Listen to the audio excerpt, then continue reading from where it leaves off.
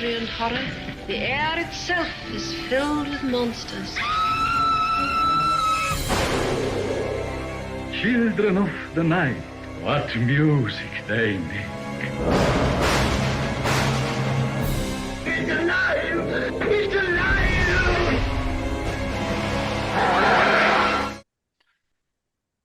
Well, hello, all you monster fiends, and thank you for joining us for another deep dive, factoid-filled episode exploring Hollywood's most famous monsters. I am your mistress of ceremonies, Sam, and I am joined, as always, by Dan from Bleeding Marvelous. Say hello, Dan. Hiya. Oh, Hi. hi. Hi. Hi. Can I pick your dog? Well, welcome to a brand new episode of the Monsters of North podcast. And today, it's Dan's Day. Yes, we are doing Dan's first ever horror movie, The Burning. I am so looking forward to this. So I'm going to get the disclaimer out the way with. Right. Personal disclaimer, I'm full of snot today, so I apologize if you hear sniffing.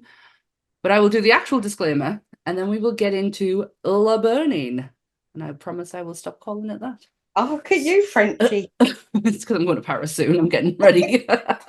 Well, everything discussed in today's episode is our opinions, and it's our opinions alone. If you'd like to discuss anything from today's episode, please come and join us on our Discord, the Facebook pages, or the comment section, where we can have an open discussion. But what we won't have is anyone coming for us and telling us our opinions are wrong.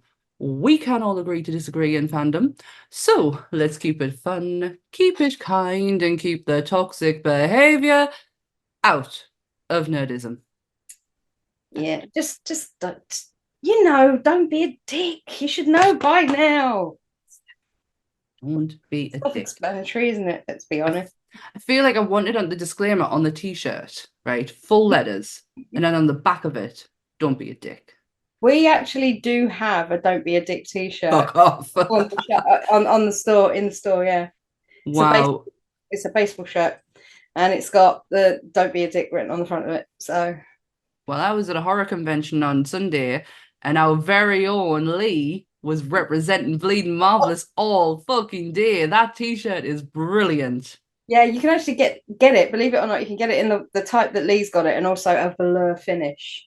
Ooh. Fancy pantses, thanks to our printers. Yes, that's Mr. Davidson Printers. Ooh. I'm sure he'll tell me if I don't mention him. So. Well, if you haven't seen the Horrorwood montage video that's up, please go and watch it. It was a fantastic day. But today and tonight is all about Dan's number one, Dan's first ever horror movie. 1991's The Burning.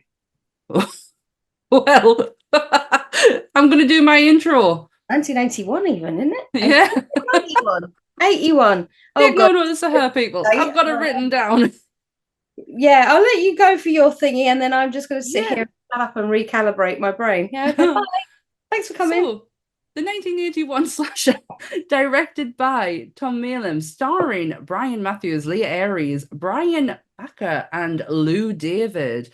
The film marks the debuts of Jason Alexander, Fisher Stevens, and Holly Hunter, 2 Oscar winners. A Legend of Terror is no campfire story anymore, as Monsters of North brings you The Burning. Da, da, da. Something needs to happen after that. Yeah, there needs to be some sort of fireworks or some sort of ooh noise. Ooh. The Burning. The Burning. Your first horror movie. And my first encounter with it. Yeah, I want to say I was somewhere around 8 or 9 when I saw this. Because, you always get that friend that either has, their parents have a fantastic horror collection, or their parents will get out a horror movie just to shut them up because they go on and on and on about it. And then they're like, well, more for you if you get, when I was a kid, that was what it was. If you get nightmares, that's on you. Don't come running to me. It was never like, oh, you couldn't possibly watch that. It's too violent. No. Oh, no. No, I feel like our origin into horror is exactly the same. Yes. We didn't bring it on ourselves. Somebody else did it for us. I was at a sleepover at my friend Kirsty's house. Now, bearing in mind, my mum was best friends with Kirsty's mum, Pam.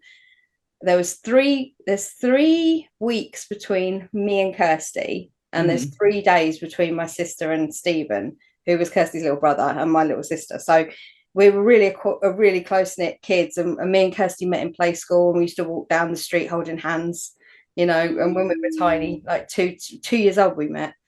And some reason we were having a sleepover at Kirsty's house, and Kirsty has she had the burning. Now I don't know where it came from. I don't know who got it, but we were about 8 or 9. I want to say around there, and we put it on, and I just remember laughing because I found it ridiculous at 8 or 9. Wow. I wasn't scared. I was more like kind of a bit. I think my response is always to crack a joke when a stressful situation happens, or that is just the way my brain copes with, I don't know if you call it fear or the unknown. I'm one of those people. And so I think that it probably was like a fear response looking back with different eyes on. But, you know, I did just laugh all the way through it because there was something about it when, even at 8 or 9, when you watch the special effects, I was like, oh, that's not real, because they are so low budget in this. Yeah. But still fantastically intriguing at the same time.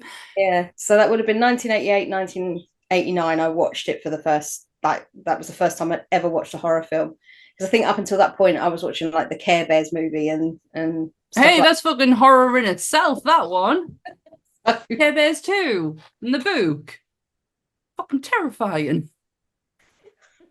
I think the Labyrinth was probably my only bit of.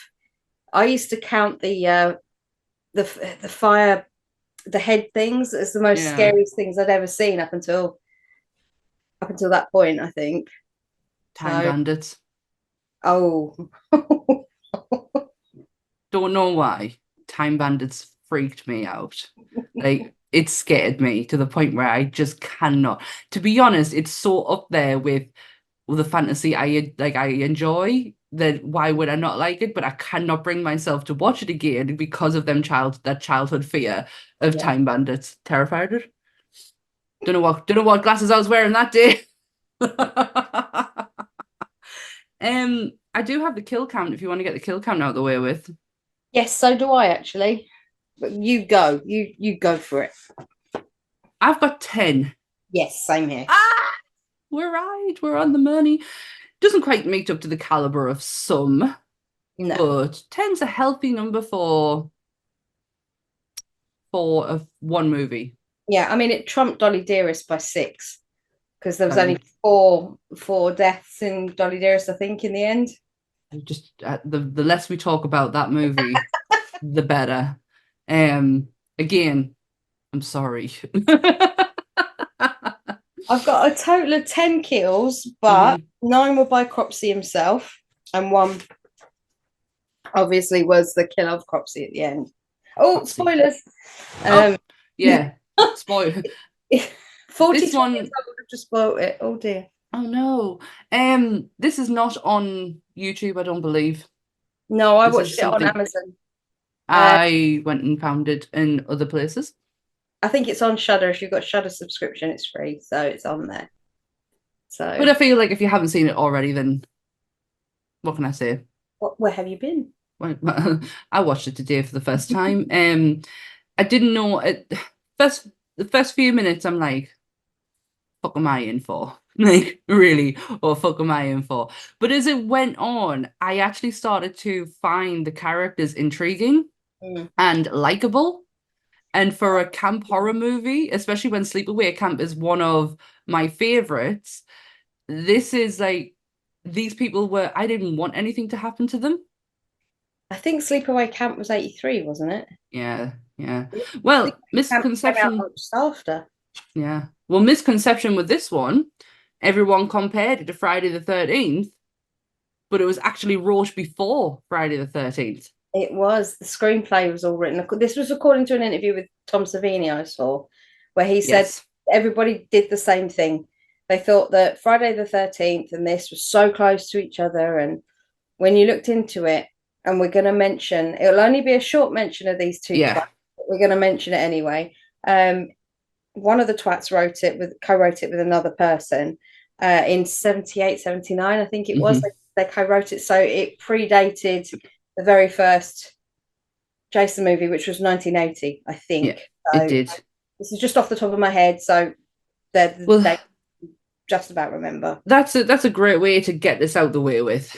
Yeah. Because I don't want to give these people any more credit than they don't fucking deserve anything, the pair of them. But this movie it's not just a Miramax movie, it's a Weinstein movie in its entirety. The Bob Weinstein wrote it, Harvey created it, and Mama Weinstein produced it. Correct. At this point.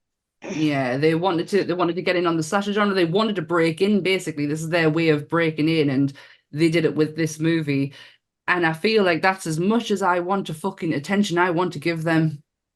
Well, I got a message from long-time listener, great contributor, and all-around lovely guy, Mr. Mike Kell, last night, that said that did I know that the Weinsteins were involved in this movie? And it wasn't until I rewatched it this week, that I saw the Weinsteins, and I was like, no, I genuinely didn't know. Had this movie have failed, we would never have heard of the Weinsteins. They invested their entire capital, everything that they had, into making this work. And it was successful enough that it went on to fuel their next project and their next project. So I never had this love-hate relationship with the film before, but I do now, knowing what I know about it. And I just wish it had flopped on its ass, so we never would have seen. I know, it's such a bittersweet, because, to be honest, the movie in itself, take them twats out the way of it, but the movie in itself is a good movie. I feel anyway. I don't know what it is. I don't know if the Blob has started something in us, but I am loving these 80s horror movies that I really wouldn't have gone to if not for this podcast. I was going to say something else about them too. Totally forget. No. Brain is like mush today, people. I apologize. I have the lurgy.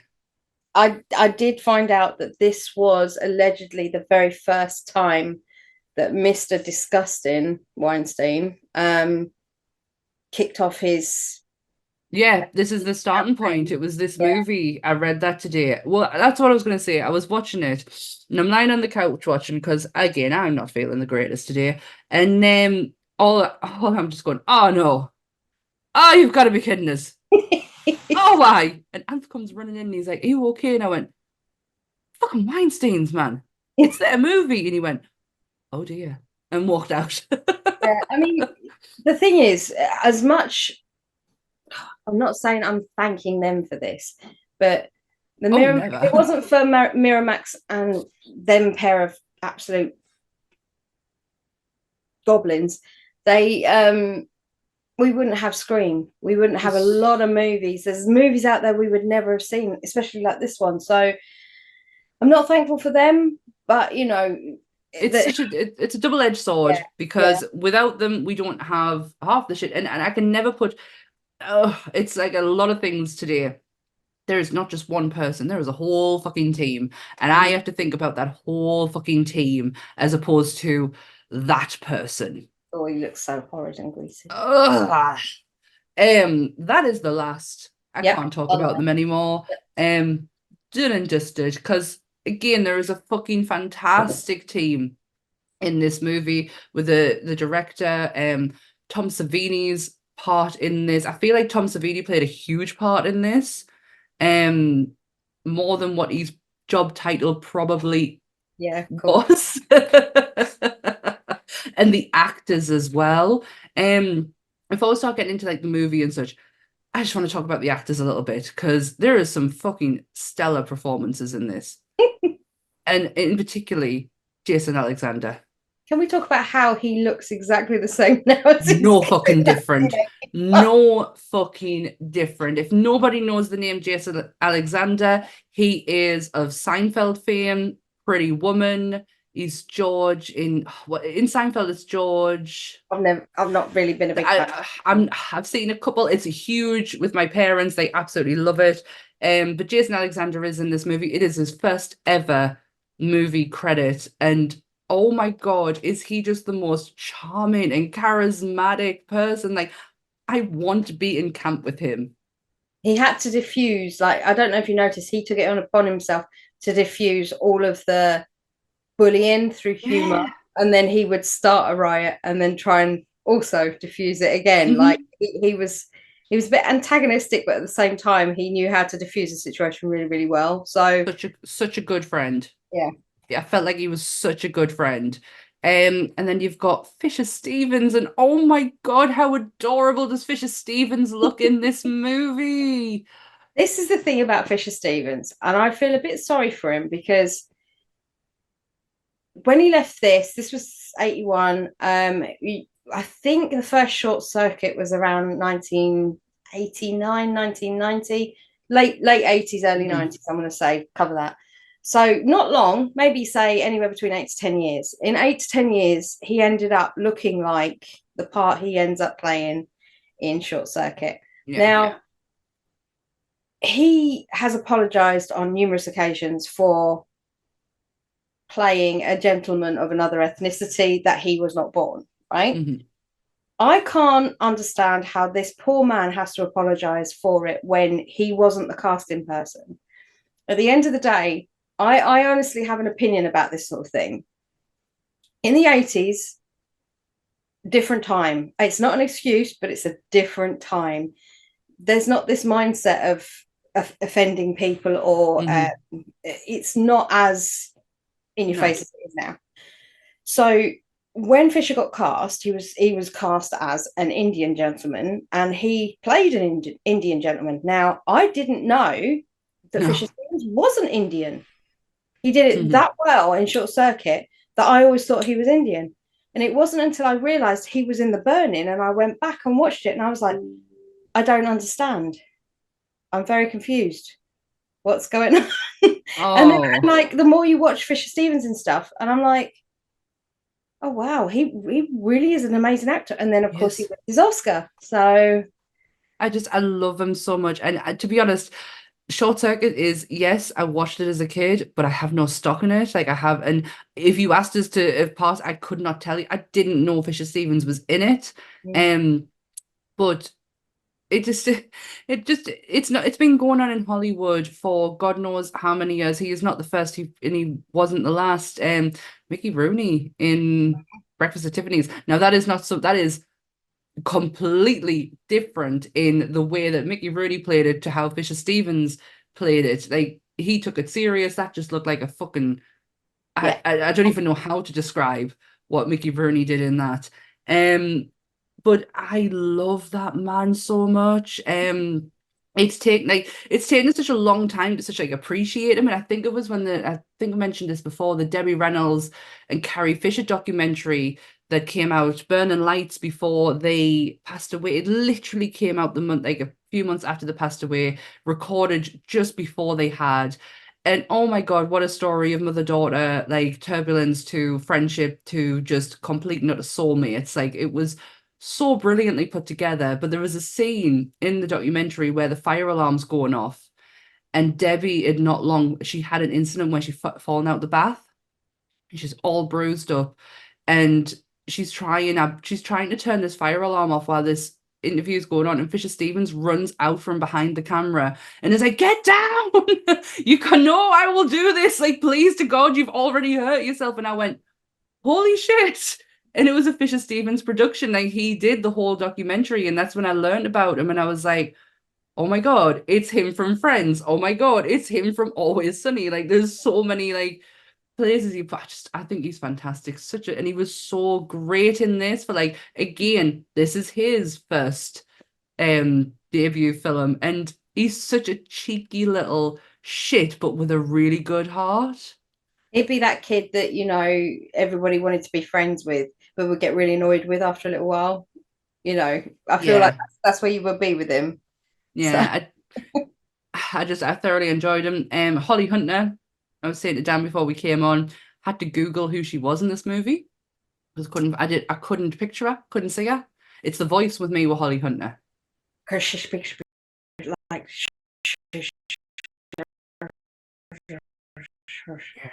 has this thing, her and Joe similar to me. Like Mm. and it was like she doesn't really speak like that, Holly Hunter, because she didn't No. really speak like that in this. So No. it was just a choice that stuck with her, or she had some reason why speech impediment developed. I don't know. It was definitely choices. Piano. That's where she won her Oscar, was with when she did the piano with Harvey Keitel, which was the Maori tribe and the British woman going over, and yeah. Oh so, yeah, if you Google Holly Hunter in the 80s, this ain't showing up. no. No, this ain't showing up. It's all of her other masterpiece work that she has done. This is not coming into play at all. It's the only horror she's done, apparently. The only horror she's done in her working career. She didn't enjoy the experience. Well, I imagine when you see her death, it's very lackluster. So I'm guessing she had some issues, in not probably wanting to die violently or be covered in blood or whatever. Because if you see the other people in that scene, she got off lightly. She really did. Brian Matthews, I think that's Todd. Oh, I feel like that's Todd, the main guy. Yeah. What I would call him the final guy. Yeah. Holy shit. The nicest fucking person. Like, if I'm at camp, not only is he really fucking good looking, he's really fucking kind.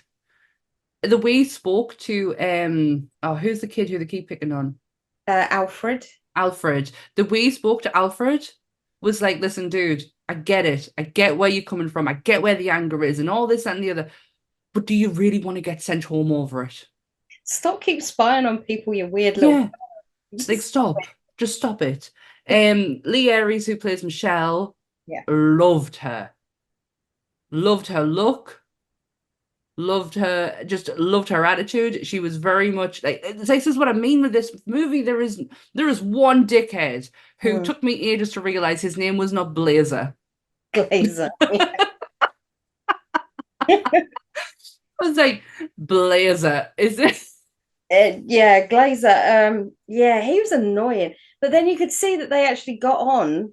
Yeah, kind of at the same time. So it was just like, dude, you are all in at all times, aren't you? You don't really have that ability to turn it down. Yeah, he's very much a stereotypical jock meets metalhead, but there was no metal, and he wasn't dark haired, but he had that kind of vibe about him. Like, if he had a leather jacket, you'd think he's cool, kind of. He was very fugly looking.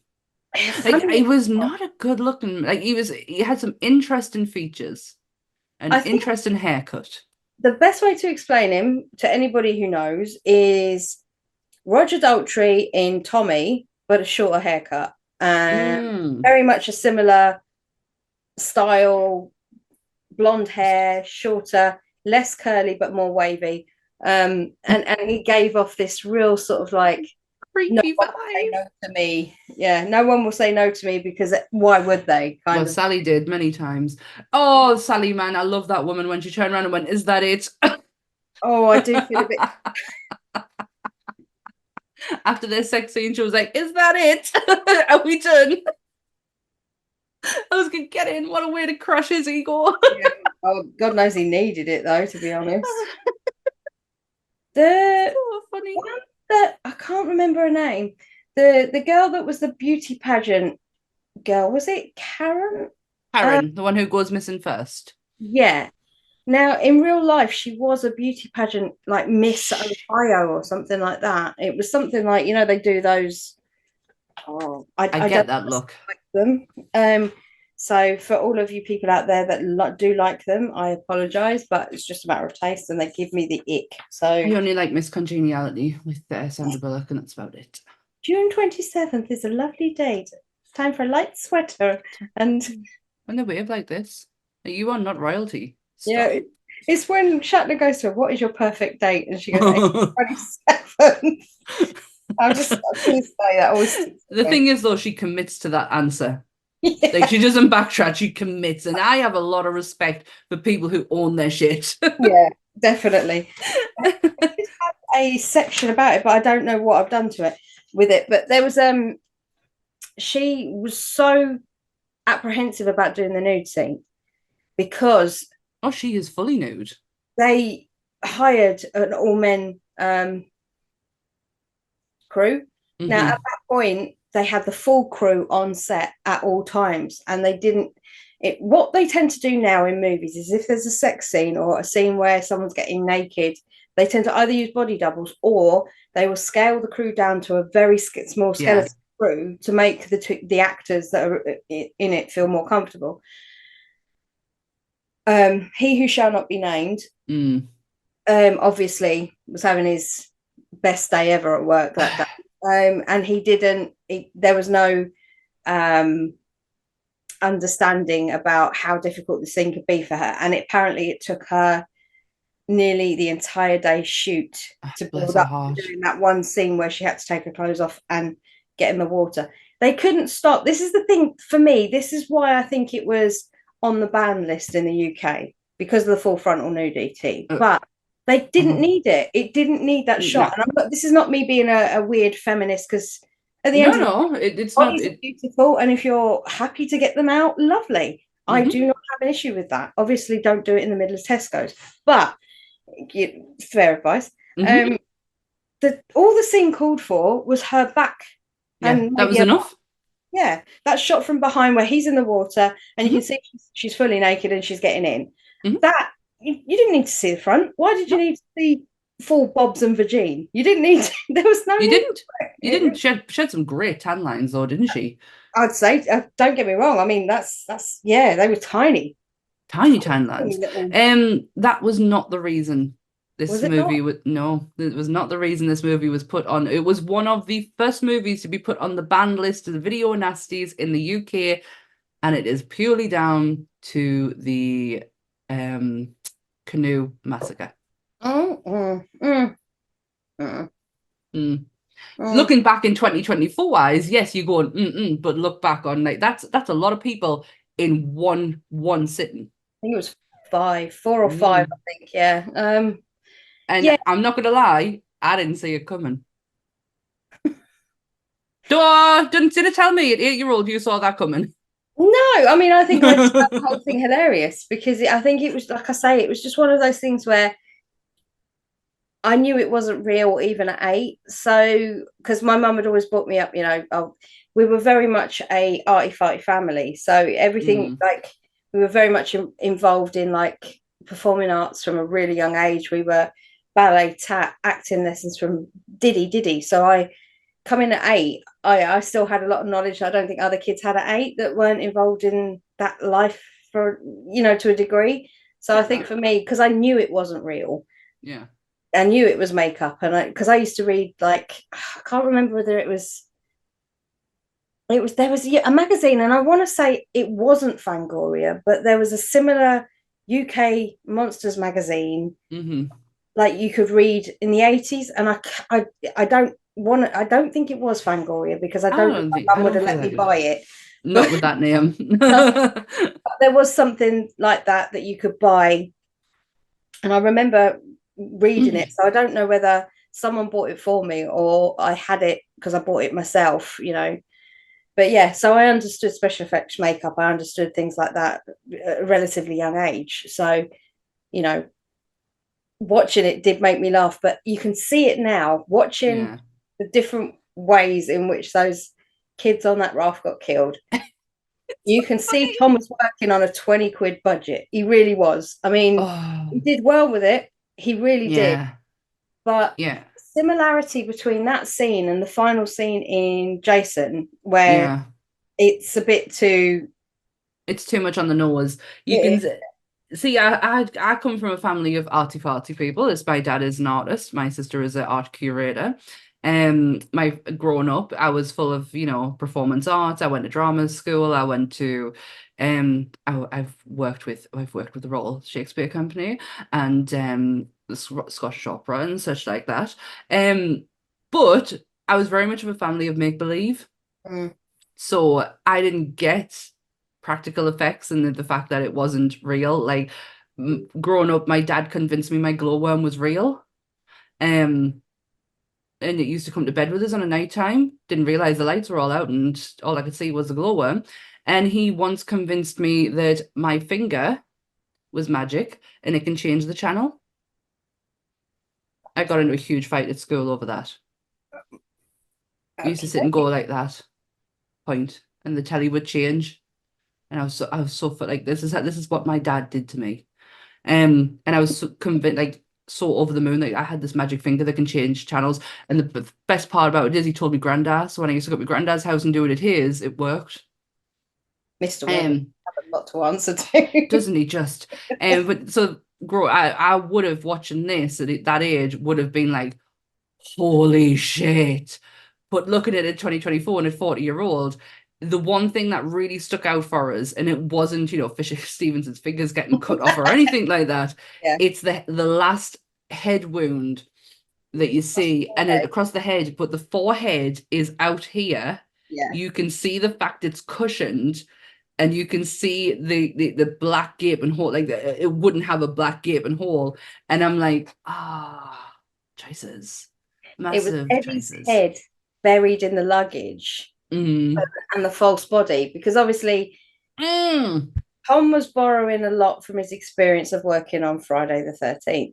This was the Kevin Bacon ish setup with the body, head being above and the body being below, and then being able to pull off the stabbing. In Friday the 13th, it was the arrow through the throat with Kevin Bacon. This one, it was Cropsy, the shears across the throat, wasn't it? So, or in the throat and then pulled out. But you could see he was buried in the bags. Yeah, you could quite, like, his neck is not that extended. The guy who plays Eddie, the minute I saw him on screen, I went, oh my God, I'm in an SVU train at the moment. Right. And he is a prosecuting lawyer on SVU. And I was like, oh my God, you were a creep in that and you're a creep in this. Oh, I'm well on the CSI Vegas one, and I haven't been off it for 3 seasons, and I've got another 3 seasons to go now. I gave up when Grissom left. So I watched the whole of the Lawrence Fishburne seasons, and now I'm into the Ted Dansons. And I've got so many. Isn't it weird when you start watching these back to back? Because technically it's a soap kind of thing. It's so soap opera-y. The amount of people that are popping up in this that I'm seeing, and I'm going, when did this come out? And it's like 10, 15 years ago. And you're like, so that person wasn't famous then. And now, you're like, SVU's like that. SVU has like a lot. Honestly, that used to be our Sunday watching Cold Case SVU, and with them going back on Netflix, I don't know how we've done it, but Always Sunny has come to an end. Yeah, we can't watch anymore. Yeah, there isn't any. If there isn't any, and we have done that season, the minute it ends, we go back to the beginning, and it's like, when you need something in the background, can't do it anymore. We need to give it a rest. We need to go to bed. So we're watching SVUs at the minute, and that's what we'll watch. And the amount of stars is unreal who just pop up. But he is one of the not the DA defense. He's the prosecuting lawyer, and he's a dick. Like, he is just an absolute Emily Gilmore. Oh my gosh, Gilmore Girls. Oh, last night I was saying, and 1 second. There we go. Bless you. Oh, sorry. I was saying Ant last night. Oh my God, her from the Gilmore Girls. Jesus. Her from the Gilmore Girls is in this program, and I was like, I can't think of her name, and I've just thought of it there. It's I can't talk. Emily Gilmore. Do you know that's another one I haven't seen, to be honest with you? Oh, Gilmore Girls. Never seen an episode. Oh, it's so good. But I'm like, it seems too girly. It's not. It's really not. It's lovely. It's very it's where your mind goes to when autumn's just about to hit, and you picture that perfect autumny place, Stars Hollow, where they live, is that perfect place. It's just It's very it's lush. girly though. It seems like it's going to be very like Mm, no, I twee don't. and Yes, it is very tween. But there's oh, one thing with Gilmore Girls I always say to people, just stick with the first episode because they talk so fast. So fast. There is a running joke, I think it's been in Family Guy, where they're talking really fast at each other, and that is how they talk. And it takes you a while to in tune yourself with the Gilmore Girl ways of speaking, but it's such a beautiful series. Love it. But Cropsy. I'm yeah. so sorry for sneezing as well. Like this has just been me all day. Tom Savini Mhm. actually turned down Friday the 13th Part 2 for this movie. He did. I can understand why Yes. to a degree. I feel like he's done Friday the 13th and he's getting all these new tricks and such. And he's like, I just want to take it away from the people who I know and just go and do it with someone else. Yeah. That's how I felt. I saw I either saw it already in one of his many, many books I have of his, but he was saying that one of his favorite props in the whole of this movie was the skull. So the setup of this movie is basically a bunch of teenagers prank this Cropsy. guy who lives in a shed at summer camp. I think he's a gamekeeper or something something along those lines. It's something like that, and he's not of average intelligence, shall we say. Oh, that was such a nice way of putting it. The words that they use Yeah, really fucks they use me that off. word. It really fucks me off. But yeah. And so he's not, he's not the best. So they prank him by somehow, and I don't know where it came from because I don't remember them saying where they got it from, but they dig No, up. just this kid just goes, "Did you get a hold of it?" And he's like, "I sure did." And then they show him the box, and I'm Yeah, like, "What's in the box?" that would stink, right? Firstly, they dig up the head, and it's a partially decomposed head to the point of where it's still gooey sinew, so the skin's gone, some of the muscles have gone, A little bit of there. you're left with a bit of fat and a bit of something, but it's all over the head. So we're talking maybe 4 or 5 weeks, maybe Yeah. a couple of months at most, on the site. As you can tell, I've been watching CSI, so I know these things. Isn't it amazing how much of a detective you turn into? I've turned into a coroner by watching SVU. Honestly, the things I've learnt, they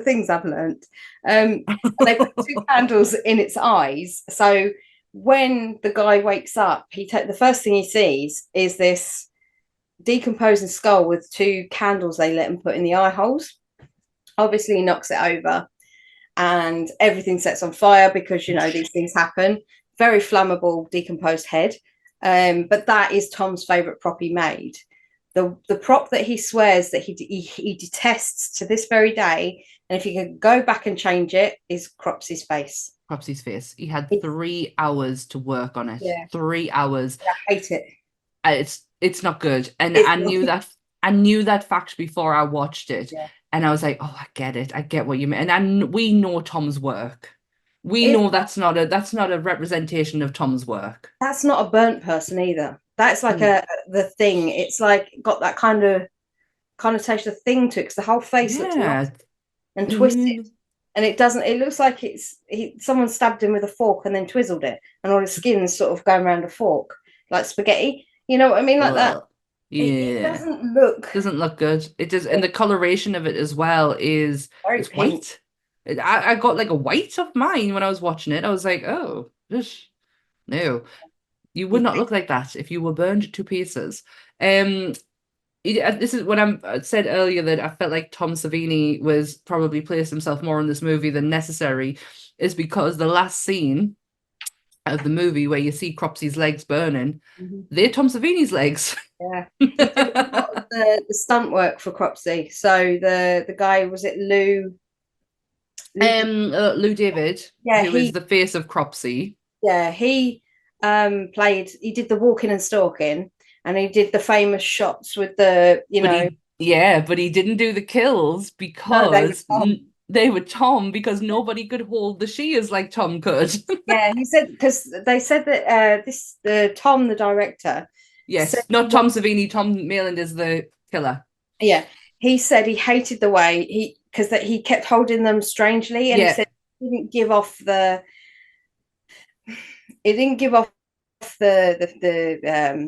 the cinema. It look didn't that he make, went. yeah, the cinematography. It just wasn't working. So that's why all of those shots of Cropsy are in silhouette, because it's the director, not Yeah, Lou. the cinematography in this movie is really amazing for 1981. There is one scene in particular where it's on the moon and you can hear people talking, having a conversation, and then it just the way it pans down. The scenes are beautifully shot, and the movement is so. Remember when we talked about Sleepaway Camp? Yeah. And the editing in that was just It's delightful. yes. It was horrific. This didn't feel like that. It was seamless, and it was that you could tell there'd been a lot of care Yeah. put into this.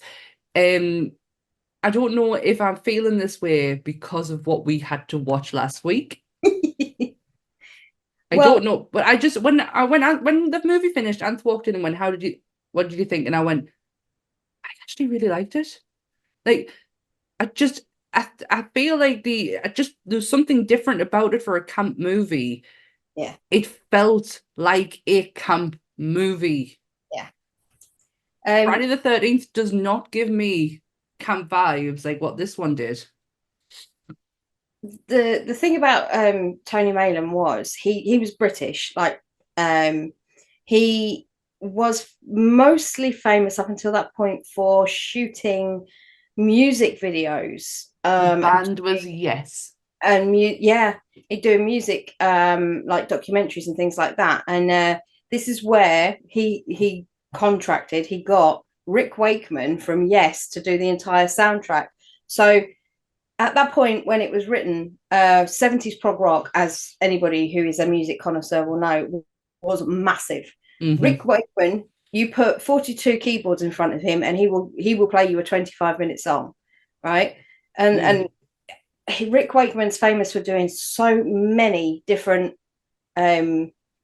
soundtracks for movies, and it's odd that you brought up Time Bandits earlier, because I'm pretty sure he did Time Bandits as It well. doesn't fucking surprise us. But yeah, The music in this was absolutely amazing. It was so different yeah, to horror movie yeah. music.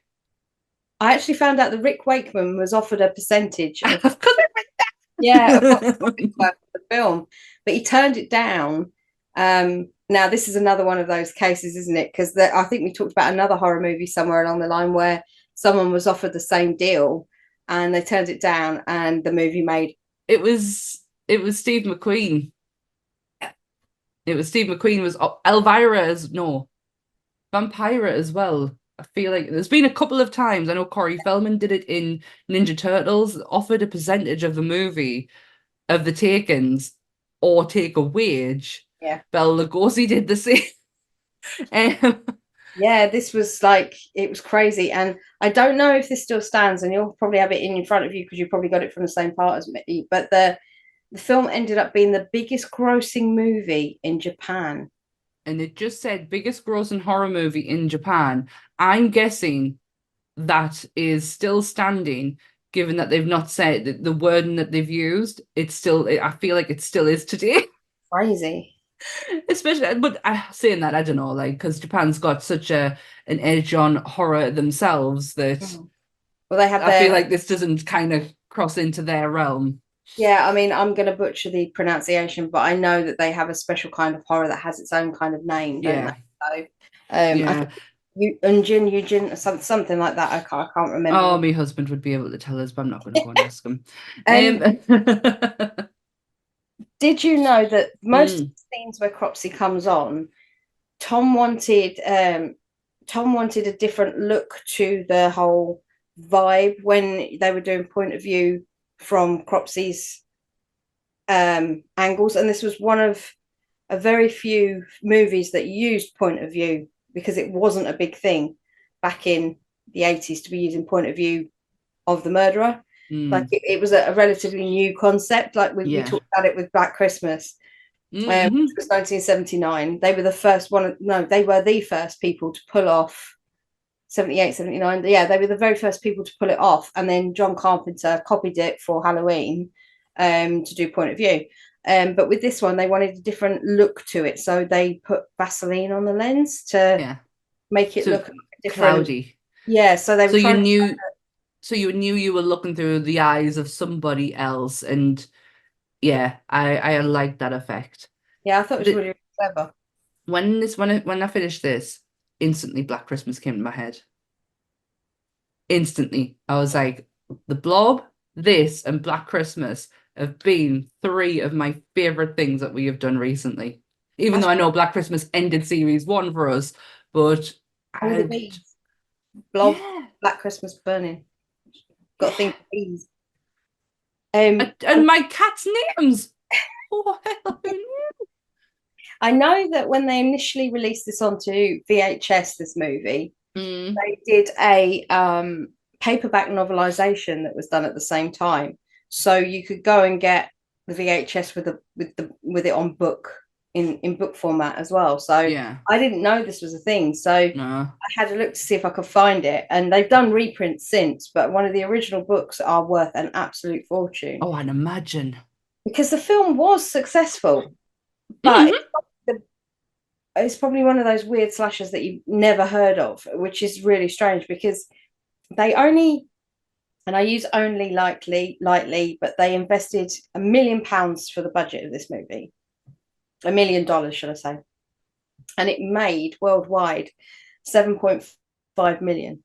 Now you've got to think about that in return. You know, for 1981, 6.5 million return would be, I didn't do the conversion, but we're probably talking 50 or 60 million, the equivalent of in 40 years of inflation. So fucking hell, that's a lot of shears there, mind, isn't it? It's a lot. It's a lot. That's a lot. I was going to say something. Oh my gosh, my brain today. I am so sorry. Just going back to Tom Savini for a quick second, as mentioned earlier about him being the legs at the end. It's also Tom who swings the axe that kills Cropsy. What's right in the head? But look at that kill. Is that kill not a parallel to one of the kills in Friday the 13th? Friday the 13th. I watched the documentary. I say watched loosely. I was talking to Ant at the same time. The one that Tom did where he was talking about the movie and he said there's so many parallels, but he's still in an experimental phase. Yeah. So it's not like he's perfected things to where he knows that it's going to work. Glazer? What's his name? Glazer? His kill. Oh, the way that they did that, because that is such an interesting way of doing it as well. You're from a point of view stance, but it's moving at the same time. And they had him on 2 fists of wood. So they had the wood underneath his arms, and you've got people on either side moving him backwards with the camera going with him. And he was like, we didn't know if it was going to work. So we had so many other things, but he's so experimenting in this moment. But that kill was amazing. I didn't expect to move with him. It's the longest kill out of all of them, I think, for one single person. The raft scene is the longest murder scene, but the individual kill goes to Glazer getting killed, because I think they spent more time on that one because we're supposed to hate him. I get that we're supposed to, because he's a bit of a dick, but he had his moments. But that's the thing. I think because he's that guy, you always take more pleasure when that guy gets killed. Yeah. So that was where they were going with that. But yeah, when you start looking into the murders, the kills, there are a lot of similarities, considering this one was written before the other one. I don't know how that happened. I don't know how the kills, unless they were adapted, they were rewritten after the fact to would be, to coincide with Friday the 13th. Yeah. Well, it was originally scripted as the Cropsy Maniac. When you do hear that throughout the movie, that's what it was originally titled.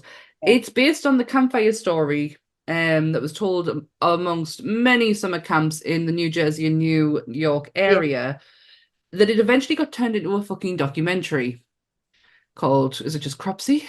Yep. Me and Nance were talking about this the other day. We've watched that documentary. Could I tell you what it's about? I have no idea to this day. I felt like it was such a Geraldo moment where going into the bunker and going into the thingy to find out that there's nothing there.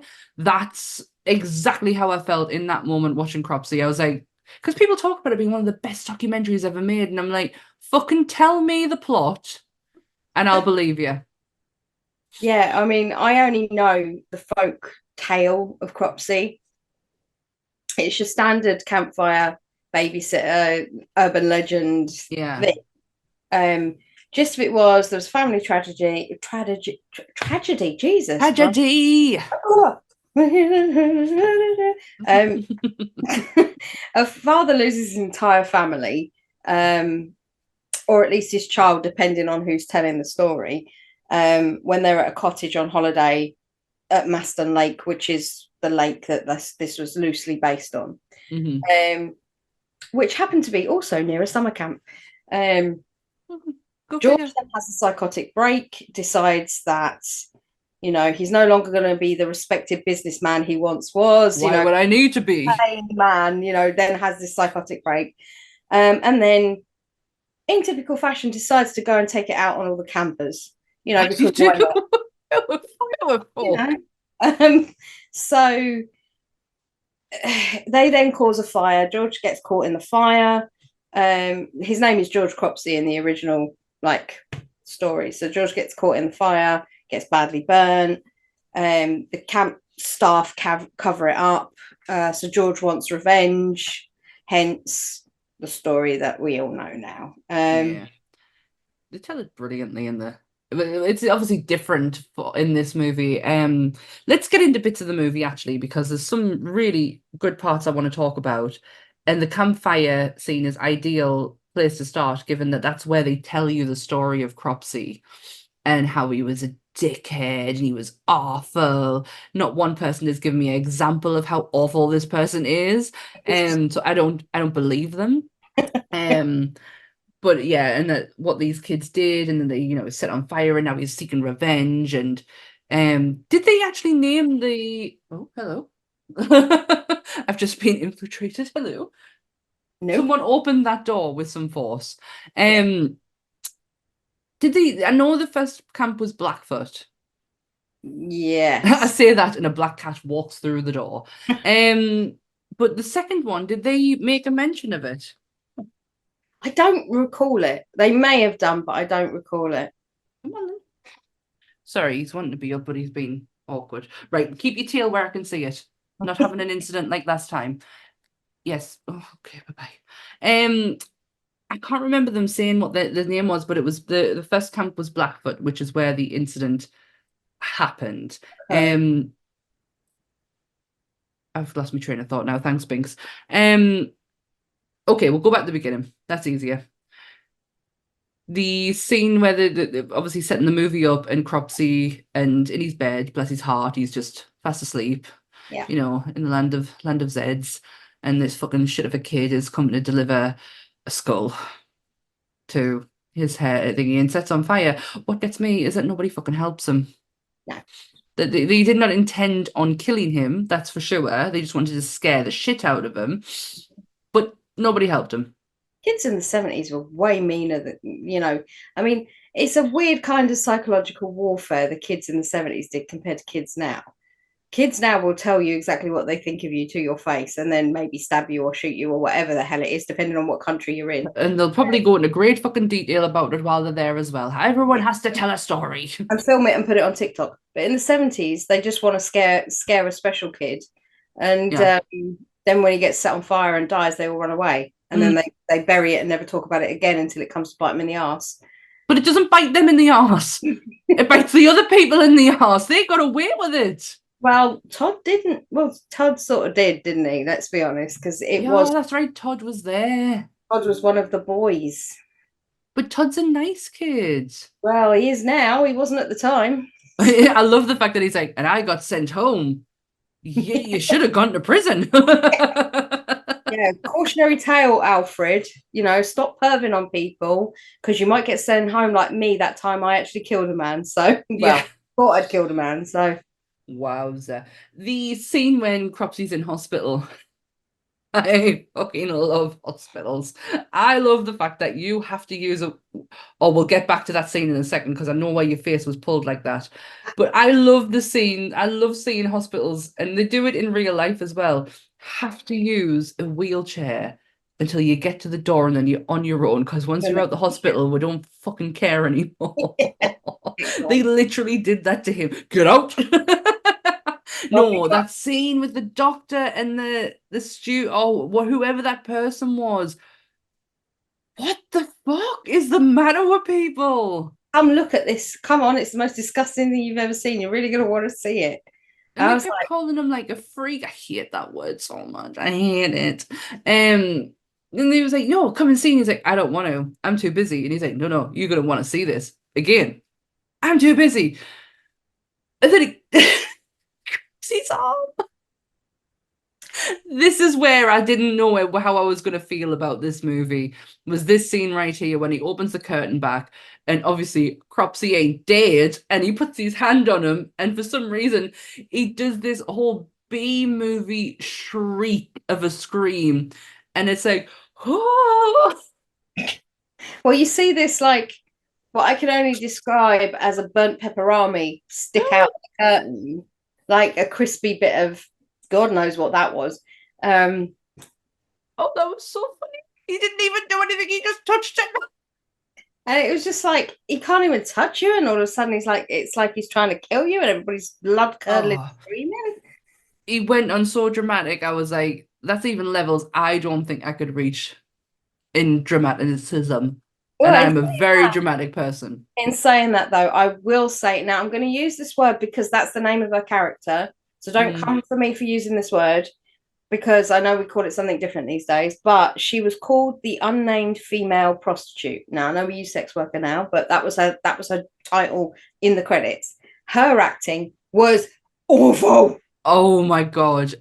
Oh. Where did they pick this lady up from? I don't know. Don't hurt me. Don't hurt me. Please. No. No. And the makeup job on her. Oh my gosh, I know it's the 80s, but you have Tom Savini there, man. Come on. I don't think he was good at glamour. I can only say his glamour makeup may have not been on par at that point. But it was. I mean, she was being stabbed. He stabbed her with her dress like making scissors, and she's going. It's almost like she was about to look down and go, "You stabbed me." Again, hollowed out, foamy pieces of material. Like you can see that, yes, I understand in certain makeups that we've seen that you can't, like, it doesn't look real, but this looked like it was, you could tell the foam was there. Yeah. It is weird. I think weird choices. I don't think they needed a squib, they just needed a blood bag underneath it. So he had to build like a false, like a void to be able to put the blood behind it. But yeah, I mean, her acting really put me off, and I did the same thing in respect of, we got to this point, so we'd had the kids winding up Cropsy being burnt and being spectacle, then Cropsy wanting to go and get his leg over, but then the woman wouldn't have it and tried to kick him out, so he killed her. So you've then got Cropsy set up, and then it switches to the summer camp really quickly after that. So it does make you sit back and go, what the hell am I watching for the first 5? It really does. But then once you're in the camp, you're like, oh, okay. And you get to meet these really interesting people, like really good. Like Jason Alexander, I feel if he was not in this movie, I don't know if I'd have the same love for the characters because he brings out every single one of them in different ways. He's a cheeky chappy in this one. He really is. And he's so funny as well. So funny. So who's the first kill? First kill was camp. Oh, in camp it was Karen, the beauty queen girl. Yeah, she was shit. I've got a list of every kill here. Amazing, because I did not. I did think about doing it, and then was like, Dan's probably done it. She had her throat cut by Cropsy with the shears. That was a good, I mean, bless her heart that she had to do that naked scene. No, you are not going down there. That she had to do that naked scene, totally unnecessary. And even that scene itself is like, it's so conflicting because she's very much in it then not, in it then not. She really doesn't know where she is with this boy. Yeah. And it's like, oh, just get out the water. Get out. Just get out. Walk away from him because he is a massive dick. Like, he's a huge dick. I mean, I'm glad she did get out, but I hate the fact that they killed her because she got out. Do you know what I mean? And another great part of the cinematography was when she got out the water and her clothes were missing, instead of showing you a patch on the ground where her clothes would have been, they showed you where her clothes were. And they were hanging up in trees, and each different shot was a different part of where her clothes was. I thought that was a really interesting choice. Yeah. I think she ended up grabbing his shirt in the end that was up there, or so. It was something like that. She didn't die naked, that's for sure. No, and I was happy for her in that respect, knowing how much turmoil she went through for doing the part. Yeah. And if people saying it was written in the script, she was probably asked if she was prepared to do it in the first place. You know, why was she so trepidatious if she had no intention of really doing it? Well, it's one thing saying, yeah, I can do a nude scene, thinking to yourself, yep, I've got no problem with that. But the reality of being faced with 40 men staring at you, but naked, it's a whole different kettle of fish. So, and it totally brings on a whole new level of ick when you know the person behind that. Yeah. Ugh. Both the people that wrote the one that wrote it and then the one that put it into play. But yeah. So yeah, the third kill was Fish, who had the chest cut open by Cropsy with the garden shears. So that was the guy on the raft that was in the white t-shirt that just kept going, huh? And like he had a massive slash mark down there. Yes. And, oh, and that was it. That you didn't. I don't recall seeing him properly die. I mean, nobody really got an elaborate death scene, did they? To where they could really like get you chew the scenery up on it. They weren't really given a chance. I think Fisher Stevens is the only one who managed to get a good scream in. Yeah. I mean, this doesn't go into great detail about each character's, lead up to their death, but I think Barbara was Holly Hunter. I want to say. Because she was stabbed in the stomach and then kicked off of the raft into the water. Was it Barbara? No, Sophie. Her character was Sophie. Yeah. It's only because I had to Google it earlier today. All right, they don't mention Sophie on here. She was pushed into the water, however. I know that much because Holly Hunter went in the water. So Barbara was one of them. Rest in peace, Barbara. Stabbed in the stomach. Then Woodstock, which is Fisher Stevens' character, Woodstock. Are we on it? So as soon as Karen's death's done with and the other guy, then we're on to the actual massacre itself. Yeah, basically what happens is they realise that the canoes have all gone. So they all make a pact that a couple of them will build a little raft, which they do, and they'll take the raft out to find the boats because someone set them free. So they took 6 canoes away. But to track back, this summer camp is huge, and they let some of the seniors go off on their own, or the older crew go off on their own in 6 canoes to another place to do an overnight camp somewhere else. And they tied up their canoes, and Cropsy had obviously let them go downstream. So they thought it was Karen. Poor Karen. Yeah, blame bloody Karen, and she's had a really nasty afternoon as it is. But yeah, so Cropsy's let him go, but he was hiding in one of them. So how the hell did he know, that they were going to find him in good If time? Not, he was going to be sat there a really long fucking time. I can imagine him just looking over the top every now and again. Yeah, so this is the scene that got this movie put on the Video Nasties list in the UK. I am so fucking dumb that I didn't see it coming, because they say, oh look, there's one of the boats, and they start going towards it, but the way the camera's positioned, something's going to happen with that boat. And I was getting, oh great, they're going to get that boat. It's like not thinking, shit, he's in there. Yeah. Yeah, and he like launch. That's the whole famous scene with the silhouette. Yeah. And he does a big massive massacre killing in this one. Yeah. Like I said, Fish with the chest. Yeah. You've got Fisher Stevens. Fish with his wooden hand, which looks like it reminded me of the wooden hand in Happy Gilmore that Carl Weathers has. Yeah. That, you know, so like after the alligator's eating it, he has that wooden hand, and then there's a time when they get broken off, and there's this scene where he's just like standing there and like he's got broken off fingers. Yeah. And it just reminded me of that bit where he cut the fingers, because that hand looked so. It looks so, because if your hand's being cut off, why does everyone hold their hand? I mean, I've never had a hand cut off, but they're like, oh my god. It's like the sheer disbelief. I must hold it like this. Like so Shakespearean. Like it's Ash, you know, from Evil Dead. It's got its own sort of idle hands or something. Like, yeah. But go back and watch that episode. Not now, when we finished. Obviously. But yeah, the Fisher Stevens gets his fingers cut off, and then he swings round and he stabs another girl on the in the stomach. Then he starts on Eddie, and then he goes back to Fisher Stevens, I think, and then finishes him off. He must do, because Fisher's only lost his fingers. Yeah. Like, I'm sure he gets him in the gut or in the throat. Throat. He likes his throat, and obviously that is very apparent. It's obvious because it's Tom Savini. It's gonna be a throat cut. It's gonna be a throat slice. Yeah. Eddie was finished off with the shears in his throat, and then so that was how Eddie was finished off. Good, because I didn't like Eddie. No, I didn't like Eddie. He was an absolute. He was not a likable person. There is a lot of likable people in this. He was not.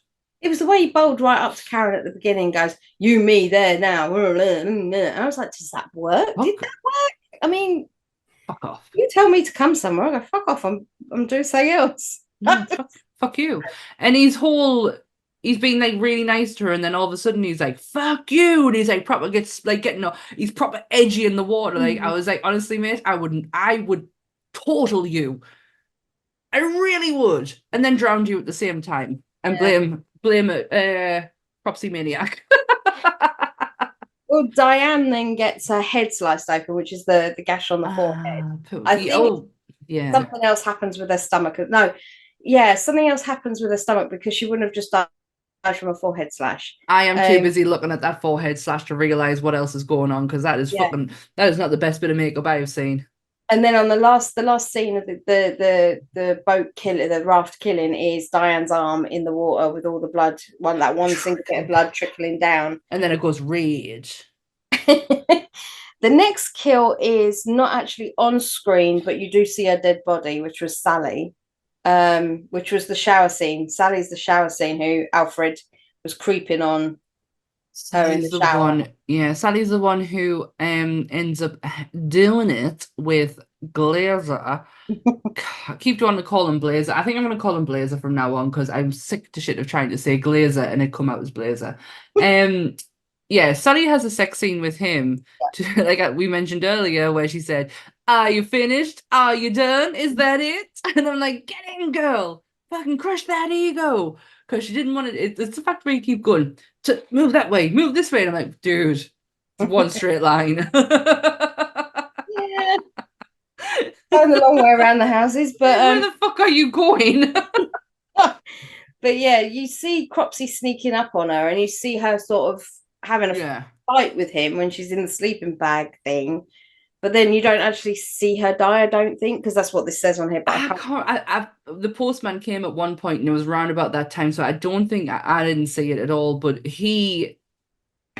that's it. Blazer comes back, and he puts Sally's in the sleeping bag. Oh, she looks so restful. She's so very dead.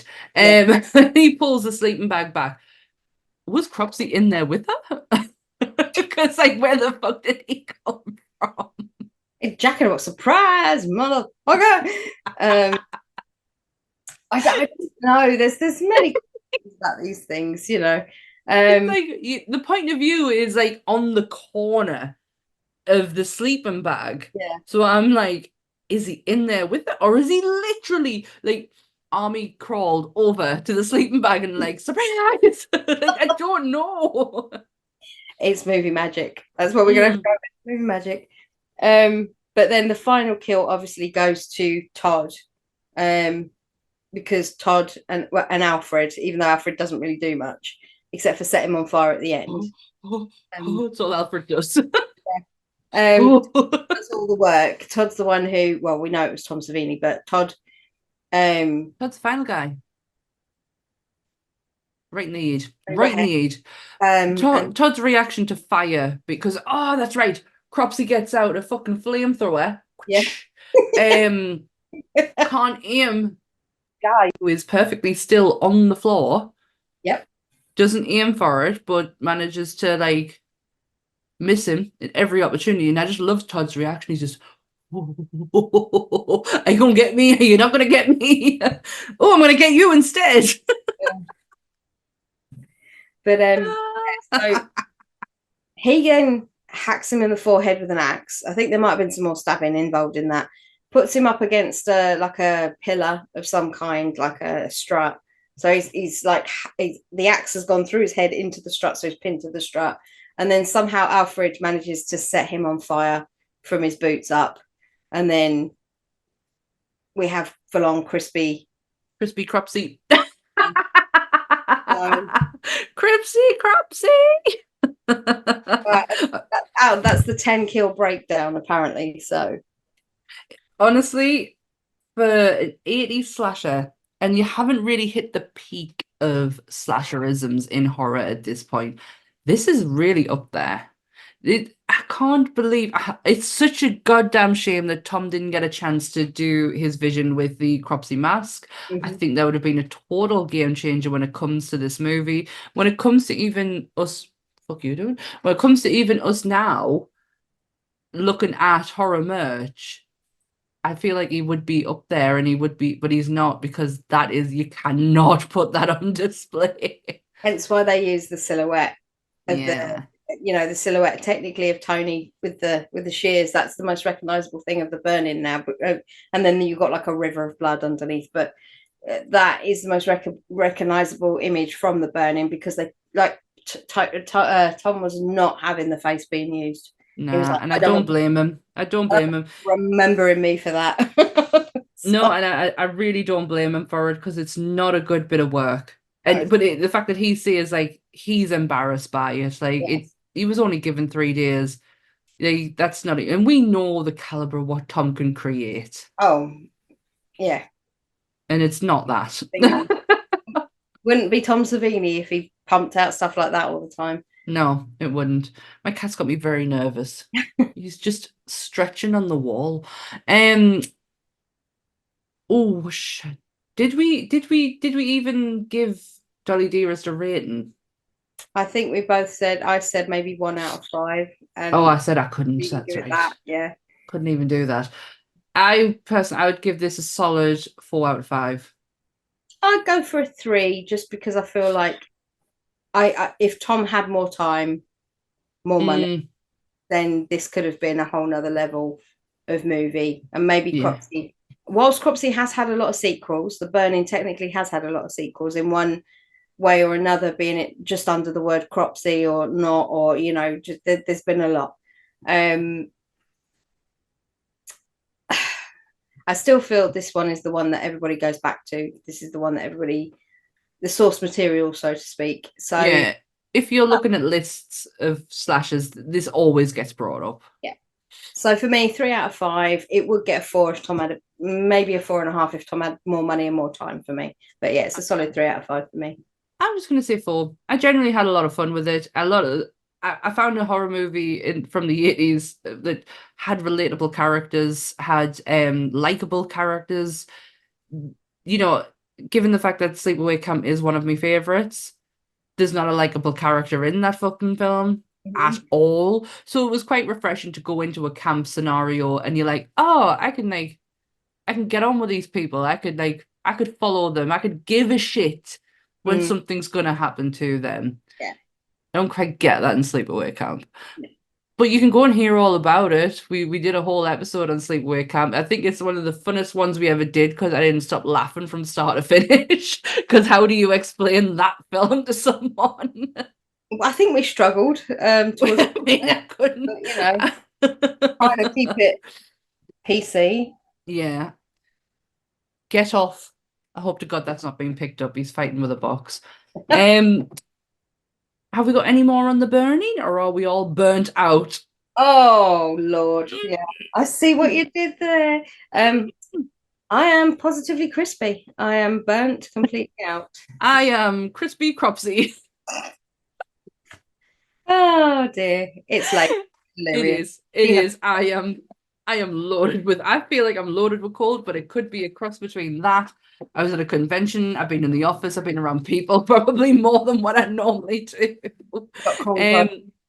So yeah, it could be. It could. Oh, hay fever. Could be a combination of them all. But next week.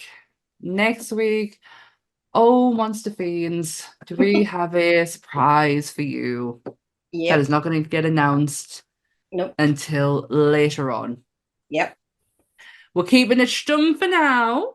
Yes. All will be revealed. It's a big one. It's a big one. It's going to be even bigger than when I'm finished recording this and I scream at my cat for making all this noise. Get off. Yes, it's a big one, but we're going to wait off because we're going to do a whole big reveal. You really, really, and I'm dead serious here. You do not want to miss this because this is something that, had you have asked me 40 year episodes ago, we wouldn't be here at this point. So very exciting. It's very, very exciting, and all will be revealed. I promise. We're just going to do it in true monster fashion and just leave it a little bit. Make you wait just a little bit longer. with anticipation. Oh, you weren't going to finish it. Oh, No. right, I see. God damn it, Sam. It's late. Anticipation. It's a terrible thing. Terrible person. Well, we are on YouTube every Monday at 7 o'clock for Monster Monday. Our audio for this episode and all our other episodes are available from anywhere you get your podcasts from. Oh my God, I am losing the ability to speak. All new episodes are available on Tuesday. Please go and check out our back catalogue as well from like series 1 and the first part of series 2, because holy shit the bed. We've mentioned a couple tonight, but there is so much more. We've done some very famous monsters that you really need to go back on. If you want my personal favourite, it is what is it? Pet Sematary. Yeah, Pet Sematary. Around 40 episodes we've recorded now, so you've got a plethora of genre, different types of movies that we've covered, anything from the 70s up until modern day, up until B movies, up until like all the Universal monsters. So the 30s, we covered them. So not all of Universal monsters have been done. We are coming up to our 1-year anniversary very soon. Yeah. The 1-year anniversary of the concept of this podcast was yesterday. The little brainwave that somebody had in the middle of a convention floor and went, let's do monsters. And I went, yes. And that's where it all started from. It was yesterday. It came about at Nerdfest, and I believe that was a year ago yesterday. If my Facebook memories are not lying to me, that's all. So yes, new episodes out on Monday on YouTube. All audio is up on Tuesday. You can find the links for Nerdy Up North, Monsters Up North, and Bleeding Marvelous all down below. Have we covered everything? Have you got anything coming up? where are we? Thank you for coming to Newcastle if you came to Newcastle. It was great seeing you. Fast forward, future back, past, present. Oh my God, we're doing in the future again. But what I've got coming up, 27th of April, I am at Leicester Comic Con Mania. And then we go to the massive Liverpool convention at the beginning of May, and then HorrorCon Sheffield the week after. So I get 1 weekend off.